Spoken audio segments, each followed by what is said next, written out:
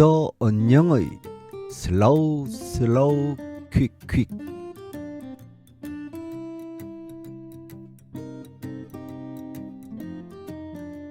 하물며 골목바람도 리듬을 탄다. 느긋한 바람이 강아지 풀을 쓰다듬으며 살랑거리다가도 남쪽 동백꽃 내음을 골목으로 뿌려놓을 만큼 세차게 불기도 한다. 빨랫줄에 널려있는 시래기가 외바람 따라 바스락거린다. 거칠어진 바람에 돌적이 빠진 철대문이 덜크덩덜크덩 녹을 닦는다. 바람의 장단에 골목은 부풀었다가도 이내 고요한 풍경이 된다. 사람이 만드는 바깥바람에도 골목은 술렁대다가 언제 그랬냐는 듯 다시 잠잠해진다. 호미진 골목의 리듬이다. 슬로우 슬로우 퀵퀵.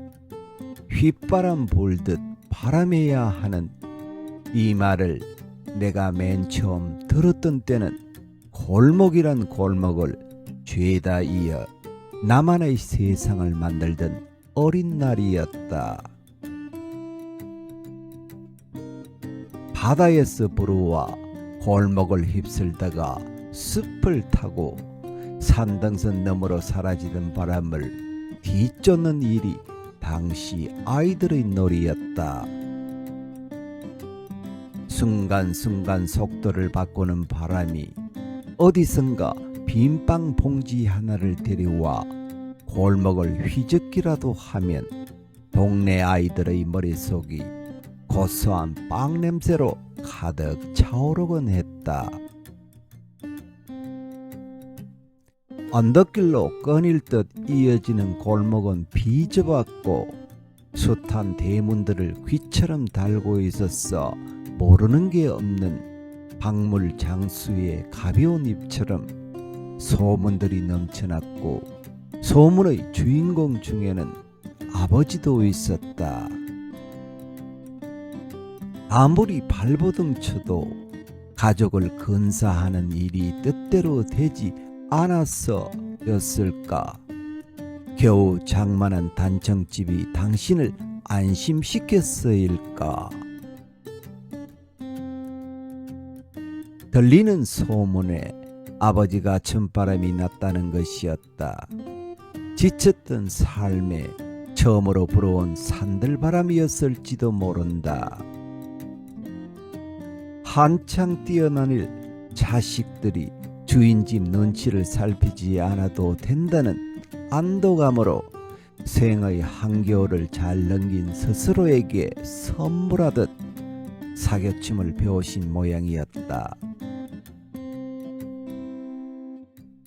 아이들이 듣는 어른들의 이야기란 아무리 가까이에서 들어도 꿈속의 일인가 싶게 아득했다. 들어서는 도통 모를 사교춤이라니 실눈을 뜨고 봐야 겨우 보이는 아지랑이처럼 실체를 알 수 없었다. 같은 골목에 사는 가장 몇이 돈벌이를 쫓아 사철 내내 여름이라는 사우디로 날아갔어 아낙네 몇선 과부 아닌 생과부의 날들을 보냈다. 눈치 볼 남편이 없는 집에 아름들이 벚나무를 하얗게 들어 올리는 봄날이 왔다. 유난히 얼굴이 거무대서 깜상이라는 별명을 가진 외숙이 엄마도 그들 중의 하나였다. 골목을 지나가기라도 하면 날이 흐려진다는 농덩거리가 되던 그녀의 낯빛이 벚꽃잎처럼 발그레 생기가 돌았다. 걸핏하면 끊기는 수돗물과 시간제 급수로 집집마다 두었던 대형 고무통을 매일 아침 장독인 양 행주로 훔치던 그녀가 가장 먼저 부엌문을 박찼다. 바지런한 손은 얼굴 치장으로 더욱 바빠졌고 반찬거리였던 오이를 잘라 얼굴에 빼곡히 붙였다. 먹기에도 아까운 것을 얼굴에 쳐바른다고 엄마는 혼잣말로 흉을 봤다.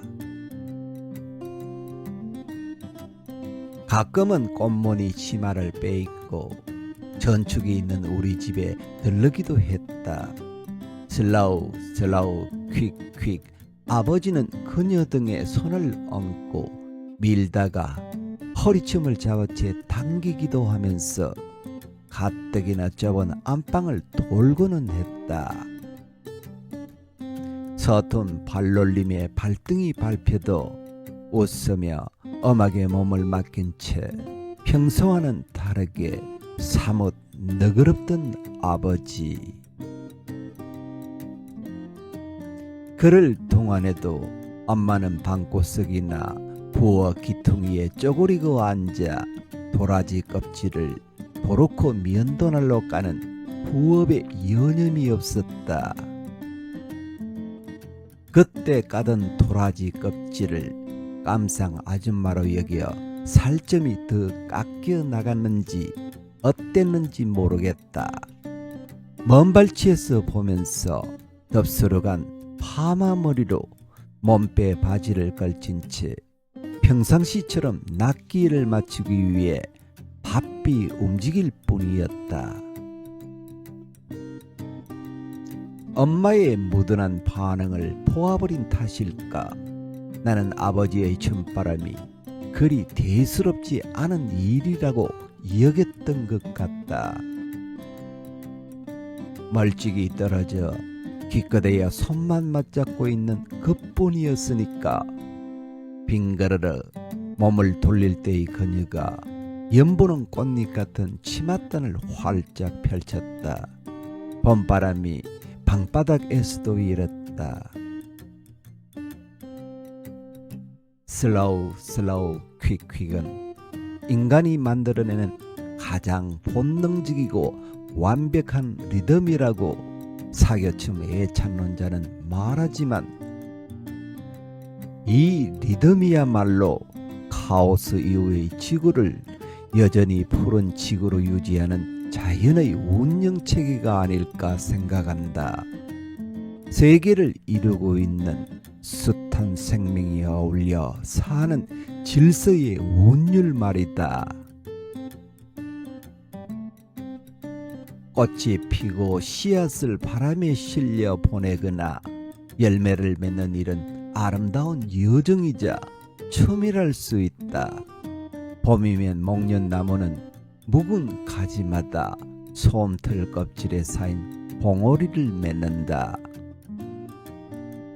그 봉오리 속에 겹겹이 들어앉아 있는 하얀 꽃잎은 겨울부터 보리가 천천히 밀어올린 슬로우 슬로우의 결실이다.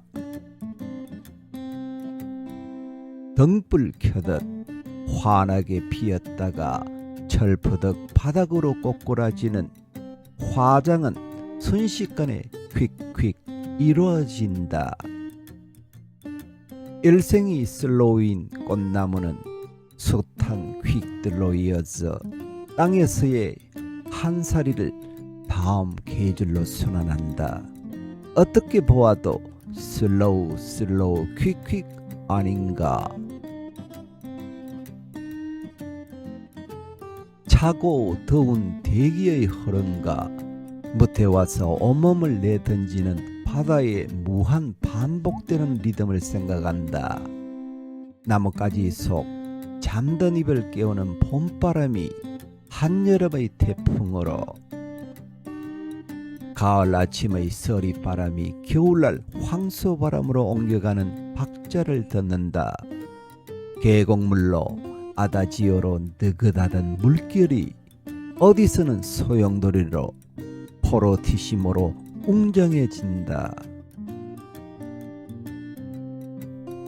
어디서는 바닥을 설거나 안단테로 에돌아 지나간다. 물결의 보폭이 리듬을 타고 바다에 이른다.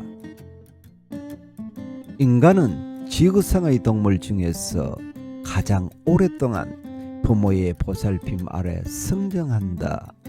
어린 날의 느릿함이라고 말해도 좋을 보살핌의 기간은 인간 되기에 필요한 슬로우 시기라고 이해해도 좋지 않을까. 희로애락의 강약도 곡선을 그린다. 왜 좋은 것은 계속 좋을 수만은 없을까? 또 나쁜 것은 끊임없이 나쁜 것만을 재생하지 않는다는 게 얼마나 다행인가.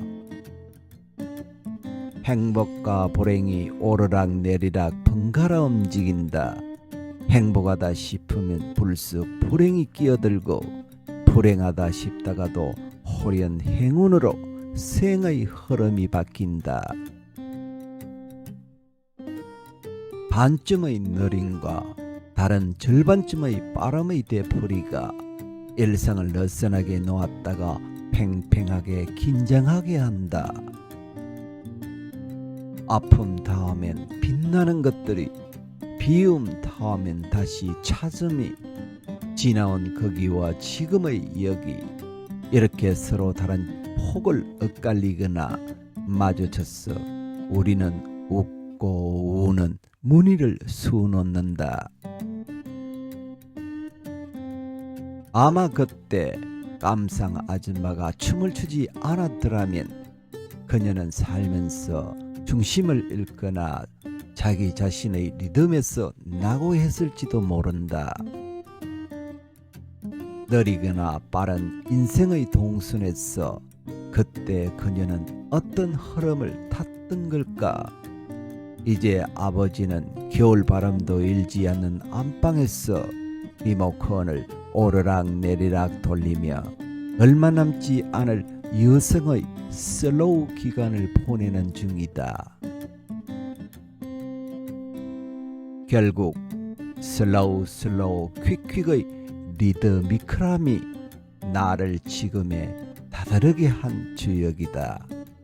먼 우주로 빠져나가 바라보면 이 지구는 탄생과 소멸의 길 어디쯤을 지나고 있을까?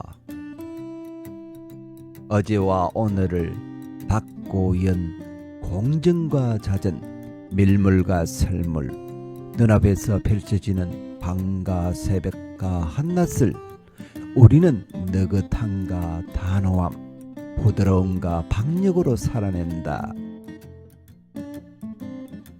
오늘도 나의 발걸음은 슬로우 퀵퀵이 펼쳐낼 리듬을 따라 내딛는다.